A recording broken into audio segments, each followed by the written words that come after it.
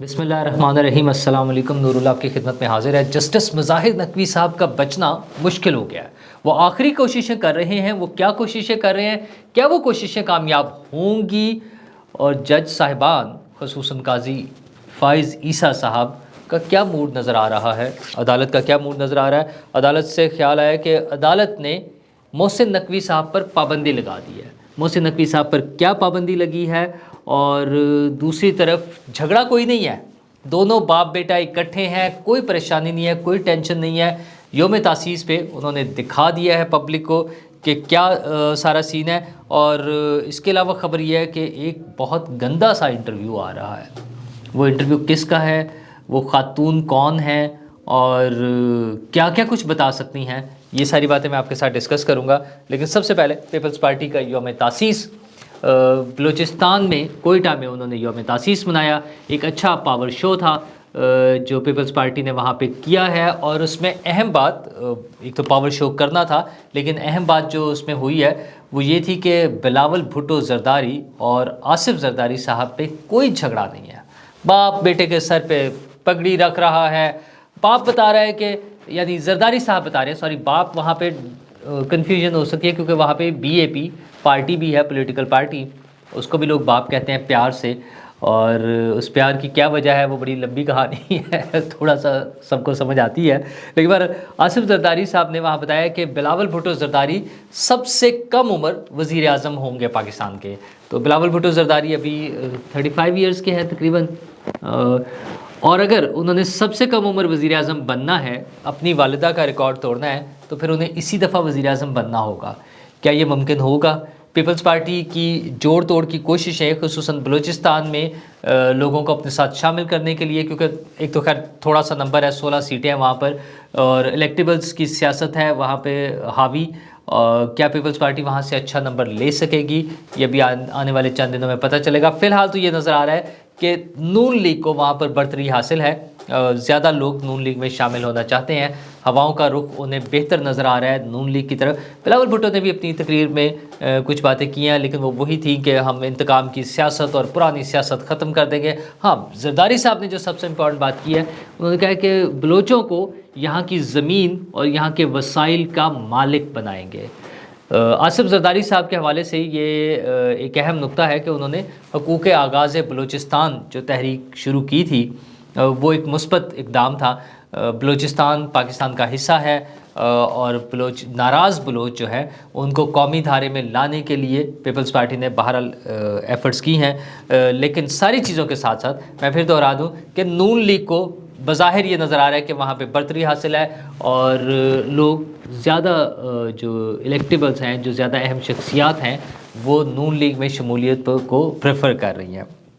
اچھا، یہ سیاسی چیزیں تو چلتی رہیں گی، اور سیاست کا ہماری عدالت سے بڑا اہم تعلق ہے، ایک جوڑ ہے، اور جوڑ کے بعد اگر لفظ گٹھ جوڑ کریں تو وہ پھر کہیں اور بھی ثابت ہو جاتا ہے۔ اس کے حوالے سے کیسز چل رہے ہیں، جو کل سے ہم بات کر رہے ہیں نواز شریف صاحب کی بریت کے حوالے سے، ایون فیلڈ ریفرنس میں اس پہ بہت بات ہو چکی ہے کہ عدالتوں نے کیا رول پلے کیا، وہ نگران ججز اور وہ ساری چیزیں بہت ہو گئی ہیں۔ مسئلہ یہ ہے کہ ایک جج جسٹس مظاہر نقوی صاحب کے خلاف جو ریفرنس آیا ہوا ہے سپریم جوڈیشل کونسل میں، اس پہ کارروائی چل رہی ہے، اور بظاہر یہ نظر آ رہا ہے کہ جسٹس نقوی صاحب کا بچنا بڑا مشکل ہے۔ اب کیسے بچ سکتے ہیں بھلا؟ خیر، وہ اپنی کوششیں کر رہے ہیں۔ انہوں نے سپریم کورٹ میں ہی چیلنج کر دیا ہے سپریم جوڈیشل کونسل کی کارروائی کو، اور وہ کہہ رہے ہیں کہ مجھ سے جو 10 سوالات پوچھے گئے ہیں وہ نہ پوچھیں، مجھے یہ بتائیں کہ یہ جو مجھے ججز پہ اعتراض ہے اس پہ مجھے مطمئن کریں۔ مطلب وہ میرٹس پہ، وہ جو ان پہ الزامات لگے ہوئے ہیں ان کا کوئی جواب نہیں دینا چاہ رہے ابھی فی الحال، اور وہ اس معاملے کو لمبا لٹکانا چاہ رہے ہیں۔ اور ان کا تو خیال ہوگا وہی پرانا عدالتی نظام کہ قاضی صاحب کا سال تقریباً ہے تو وہ گزار لیں، اور اس کے بعد پھر اپنا ہی دور ہوگا۔ لیکن مظاہر نقوی صاحب کے لیے مشکل حالات پیدا ہو گئے ہیں۔ کچھ دوستوں کا خیال یہ ہے، جو خبریں آ رہی ہیں، کہ انہیں مشورہ دیا گیا ہے کہ آپ ریزائن نہ کریں، ریزائن کرنے کی صورت میں آپ فوری پھنس جائیں گے، اور آپ کے خلاف کیسز نیب میں چلے جائیں گے۔ ظاہر ہے ایسٹس بیونڈز مینز، وہ جو اتنی ڈھیر ساری پراپرٹیز ہیں نا، کہ 50 کروڑ کی پراپرٹی 10 کروڑ میں لے لی بلیک میل کر کے، اور جس قسم کے الزامات ہیں ان پر، تو ان سب الزامات کا جواب دینا ان کے لیے نیب میں مشکل ہو جائے گا. یہیں رہیں، اس کو چیلنج کریں اور کوئی نیگوسیشن کر کے کسی پوائنٹ پر، ایسے پوائنٹ پر آ جائیں کہ ٹھیک ہے میں چھوڑتا ہوں اور مجھے معاف کر دیں، سارے کیسز ختم اور میں بس چھوڑ کے گھر چلا جاتا ہوں. اچھا، ہمارے ہاں اس طرح کی مثالیں بہت ساری موجود ہیں، اور ایک عام آدمی کو تو سزا ملتی ہے، لیکن بہت سی جگہوں پر ایسا ہے جہاں پہ ان کے لیے اتنا کافی ہوتا ہے کہ انہیں ریٹائر کر دیا ہے یا انہوں نے معافی مانگ لی ہے. تو یہ ہمارے ہاں دوہرا معیار کچھ چیزوں میں ہے. ہمیں امید کرنی چاہیے قاضی فائز عیسیٰ صاحب کی موجودگی میں ہم یہ سمجھتے ہیں کہ قانون کا بول بالا ہوگا، آئین کی بالادستی ہوگی اور چیزیں جو ہیں رولز کے مطابق چلیں گی. تو رولز کے مطابق تو پھر جس کی جو سزا بنتی ہے، اگر سزا نہیں بنتی تو معافی مل جانی چاہیے، مطلب ان کو بری ہو جانا چاہیے، باعزت بری ہو جانا چاہیے، اور اگر کسی نے جرم کیا ہوا ہے تو اسے اس کی سزا ملنی چاہیے. اور عدالت نے تو ویسے محسن نقوی صاحب پر بھی پابندی لگا دی ہے، اور ان پر پابندی یہ لگائی ہے کہ آپ اشتہارات میں جو پروموشن ہو رہی ہے، پروجیکٹس چل رہے ہیں مختلف صوبے میں، ان کے جب اشتہارات چھپتے ہیں، ٹیلی ویژن پہ چلتے ہیں یا اخبارات میں چھپتے ہیں، تو اس میں اپنی تصویر نہیں دینی، محسن نقوی کا امیج نہیں آنا چاہیے. اچھا، یہ ایک درخواست آئی تھی، اس پہ عدالت نے فیصلہ دے دیا.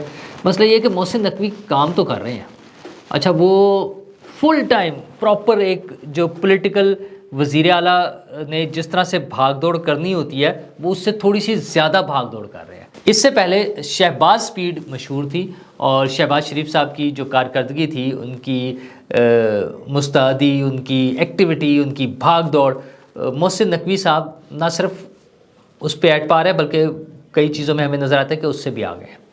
اس کی وجوہات کیا ہیں، ان کے مقاصد کیا ہیں، کچھ نہیں سمجھ آتے، کیونکہ وہ کوئی پولیٹیکل فگر نہیں ہے. آج کل انہوں نے اپنے خطاب میں بھی یہ کہا کہ میں نے تو کوئی ووٹ لینے نہیں آنا، اور میرے تو کوئی وہ ایسی کوئی ایمبیشنز نہیں ہے، میری کوئی ارادے نہیں ہیں، میں تو بس خدمت کرنا چاہ رہا ہوں. نو ڈاؤٹ بہت اچھی بات ہے، وہ خدمت کر رہے ہیں.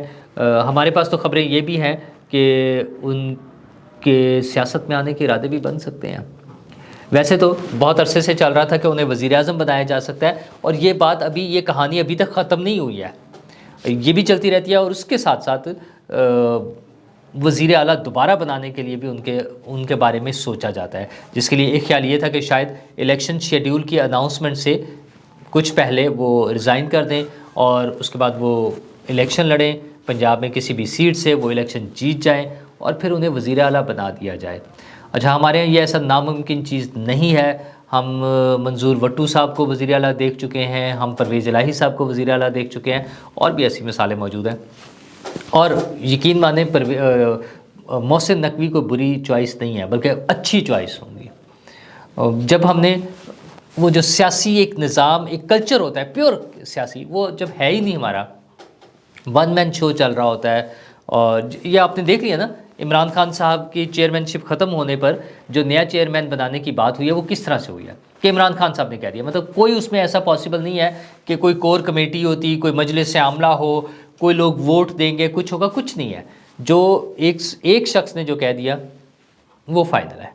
تو جب ہونا اس طرح سے ہے تو پھر محسن نقوی، وائی ناٹ محسن نقوی؟ محسن نقوی ایک بہت اچھی چوائس ہوں گے اگر وہ دوبارہ وزیر اعلیٰ بن جائیں لمبے عرصے کے لیے. مجھے لگتا ہے وہ زیادہ بہتر کام کر سکیں گے. لیکن جب ہم عمران خان صاحب کی بات کرتے ہیں تو ان کی مشکلات کم ہونے کے بجائے بڑھتی جا رہی ہیں. کیسز ہیں، ان پہ پروسیڈنگ چل رہی ہے، جیل میں ٹرائل ہونا ہے، یہ ساری چیزیں تو چل ہی رہی ہیں. ان کے خلاف جو خبریں آ رہی ہیں، جس طرح سے کچھ انٹرویوز وغیرہ کا سلسلہ چل رہا تھا، جس میں سب سے خوفناک ابھی تک کا جو انٹرویو تھا وہ خاور مانیکا صاحب کا تھا. خاور مانیکا صاحب نے جو باتیں بتائیں وہ ان کے روحانیت کا لبادہ جو اڑا ہوا تھا، اور بہت ساری چیزوں کو ڈیفیوز کرتا ہے، بہت ساری چیزوں کا نا اور ڈفرینٹ اینگل ہمیں نظر آتا ہے. جیسے وہ ہمیں بتاتے تھے خاندانی نظام، شرم و حیا، مشرقی اقدار، مطلب جو فضولیات الٹ گئی ساری. وہ جو باتیں وہ کرتے تھے سب سے الٹ ان کا کیریکٹر نظر آیا. پتہ تو ہمیں پہلے بھی تھا، لیکن جب ایک واضح ثبوت کے ساتھ ایک شخص خود گواہی دے جن کے ساتھ یہ کچھ ہو رہا تھا، اس پہ عجیب و غریب سے ڈرامے، سٹیج ڈراموں کے کلپس چلائے جا رہے ہیں. مانیکا صاحب بھی خیر بہت ہی ایک کیا کہوں میں، منفی سا کردار ہے. مطلب وہ سب چیزیں انجوائے کرتے رہے، ان کے فائدے اٹھاتے رہے ہیں، اور اب وہ بتا رہے ہیں. ان کی باتیں ٹھیک ہیں، 50% آدھا سچ اس طرح سے ہے کہ وہ جو باتیں بتا رہے ہیں ٹھیک ہے، لیکن ان کی ناراضگی، ان کا غصہ کچھ نہیں تھا، وہ اب آ کر ہوا ہے جب سب چیزیں ختم ہو گئی, اقتدار ختم ہو گیا, ورنہ وہ اس اقتدار کے مزے لوٹ رہے تھے. اب جو انٹرویو آ رہا ہے اس کے بارے میں کہا جا رہا ہے کہ وہ بہت ہی گندا سا انٹرویو ہوگا.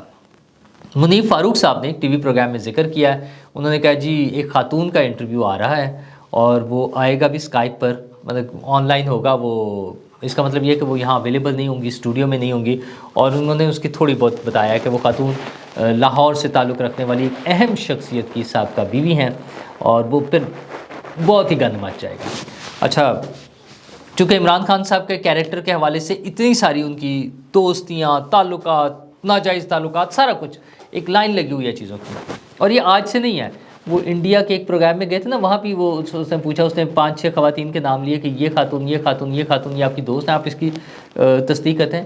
تو خان صاحب نے مسکراتے ہوئے کہا, انہوں نے کہا آپ نے ابھی تھوڑے نام لیے ہیں.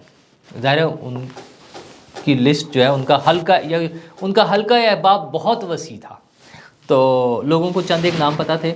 یہ جو خاتون ہیں جن کے بارے میں اب ذکر ہو رہا ہے, اس کے پھر سارا قیاس آرائیاں ہوتی رہیں کل سارا دن, تو اس پہ بات کچھ دوستوں کا خیال یہ ہے کہ یہ شاید انبساط صاحبہ کے بارے میں بات ہو رہی ہے. اگر انبساط صاحبہ کا انٹرویو آ جاتا ہے تو آپ یقین مانیں کہ وہ واقعی جو وہ لفظ استعمال کرنا کہ بہت ہی گند مچے گا, تو پھر بہت ہی گند مچ سکتا ہے, کیونکہ آج کی باتیں نہیں ہیں یہ, تو ان کے پاس تو 90s سے لے کے قصے چلے آ رہے ہیں. اور مجھے یاد ہے 2006-7 میں پرابلی کہیں ہمارے ایک دوست سے انبساط صاحبہ کی ملاقات ہوتی تھی, تو وہ جو کہانیاں بتاتی تھی توبہ توبہ تھا. اچھا, اس میں بھی ان کے بھی جو خاور مانیکا تھے نا, وہ بھی خاور مانیکا ہی تھے, مطلب یوسف صلاح الدین صاحب کی وہ سابقہ بیوی ہیں.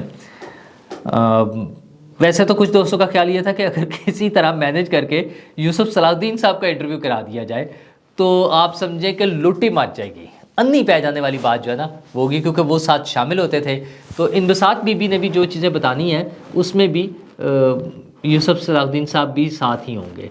تو وہ ایسی خوفناک سٹوریز ہے, مطلب جو ہمارے دوست سے وہ باتیں کرتی تھی, مجھے سمجھ نہیں آ رہی میں کیسے بتاؤں یار, پتہ نہیں وہ خود بھی بتا سکیں گی کہ نہیں بتا سکیں گی. مطلب آپ یہ چلیں اتنا کہہ دیتا ہوں کہ آپ کو لگے گا کہ خاور مانیکا نے تو کوئی بات ہی نہیں کی نا. ظاہر ہے انہوں نے کیا کیا, انہوں نے تو یہ بتایا نا کہ میں جاتا تھا, عمران خان صاحب پہلے سے کمرے میں بیٹھے ہوتے تھے, یا میں فون کر رہا ہوتا تھا, بشرا بی بی فون نہیں سنتی تھی, تو میں ملازم کو بھیجتا تھا, پتہ چلتا تھا تو وہ تو عمران خان صاحب کے ساتھ گپے مار رہی ہیں, اور وہ رات کو لیٹ نائٹ فون پہ باتیں کرتی رہتی تھیں, ان کو الگ سم لے کے دے دی تھی عمران خان صاحب نے. تو یہ اس طرح کی ہلکی پھلکی سی باتیں تھیں نا. میرے گھر آتے تھے, میری غیر موجودگی میں آتے تھے, نوکر نے دھکے دے کے نکال دیا, میں نے نکلوا دیا نوکر سے, والدہ کو برا لگتا تھا, اس طرح کی باتیں تھیں. انبساط صاحبہ نے جو بتانا ہے نا, اوئے ہوئے ہوئے ہوئے ہوئے, وہ جو کہتے ہیں نا اوئے ہوئے ہوئے ہوئے والا حال ہو جانا ہے. مسئلہ یہ ہے لیکن اس سارے گند کا نتیجہ کیا نکلے گا. کیا وہ لوگ جنہوں نے مطلب اچھا وہ کیریکٹر پہلے سے عمران خان صاحب کا کیریکٹر کوئی نیا نہیں تھا, وہ 80s سے 90s سے یہی کیریکٹر تھا ان کا, اور یہ سب کو پتہ تھا. وہ جو لانے والے تھے نا, جنہوں نے انسٹال کیا, جنہوں نے یہ مہاتما کو بنایا, ایک بت بنایا ہمارے سامنے, ایک ہمارے ملک کے لیے نجات کا ایک نجات دہندہ ہمارے لیے جو بنایا, ایک گھڑ کے دکھایا ہمیں ایک, وہ ان سب کو پتہ تھا کہ عمران خان کی پرسنالٹی کیا ہے, اور عمران خان صاحب کیا کرتے ہیں اور کیسے زندگی گزارے, اور کبھی بھی اس میں بریک نہیں آئی. یہ تو اب باتیں کرتے ہیں نا, مجھے مذہب کا پتہ چل گیا, مجھے اسلام کا پتہ چل گیا, مجھے دین کی طرف میری رغبت ہو گئی, وہ ساری باتیں وہ بتاتے ہیں, لیکن ان کی چیزوں میں کہیں بریک نہیں آئی ہے. ہم نے وہ ساری آڈیوز وغیرہ سن لی ہیں, ویڈیوز کے بھی چرچے ہیں, پتہ نہیں کب آئے گی اور کیا آئے گی. ویسے تو نہ ہی آئے تو اچھا ہے, کتنا گند اور ہم دیکھنا چاہتے ہیں. اس سارے گند سے کیا وہ لوگ بھی سبق سیکھیں گے جنہوں نے یہ جھوٹے دیوتا بنا کر ہمیں دیے تھے. حضور والا لوگوں کو اپنے فیصلے خود کرنے دیں. امریکہ میں آخری جو الیکشن ہوا تھا ٹرمپ صاحب والا, اس پر آبجیکشن ہی یہ تھی کہ انفلوئنس کیا گیا, لوگوں کو انفلوئنس کیا گیا تھا. اچھا وہ اس طرح سے اس لیول پہ نہیں ہوا تھا, وہ سوشل میڈیا کے استعمال سے اور کہیں کہیں سے ہوا تھا. ہمارے ہاں تو ننگے ہو کر مطلب 24 گھنٹے چلوایا گیا ڈنڈے کے زور پر عمران خان صاحب کو. وہ دھرنا جب دیا ہوا تھا 2014 والا, اکیلے کھڑے ہوتے تھے کنٹینر پہ, ایک سنگل بندہ نہیں ہوتا تھا سامنے, لیکن میڈیا کی مجال کوئی ادھر سے ادھر ہو جائے, سب نے لائیو دکھانا ہے. اور ود انسٹرکشنز ہوتا تھا کہ اتنے کالم لگانا ہے، اتنے کالم لگانا ہے، یہ کرنا ہے. یہ ساری چیزیں چل رہی تھیں. امید ہے کہ وہ لوگ بھی سیکھ جائیں گے. یہ جو گند ہوگا یہ تو اپنی جگہ چلتا ہی رہے گا.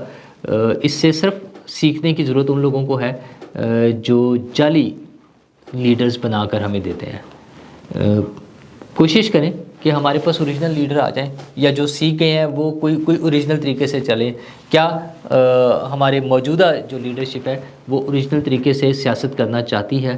لیٹس ہوپ کہ وہ لوگ سہارے ڈھونڈنے کے بجائے، جعلی سہارے ڈھونڈنے کے بجائے اوریجنل طریقے سے کام کرنے لگیں، اور پھر ہمیں بھی کوئی اچھی لیڈرشپ مل جائے، یا ہمارا جو نظام ہے گورننس کا وہ بہتر ہو جائے، تاکہ ہم سب کی زندگیاں آسان ہو جائیں. شکریہ.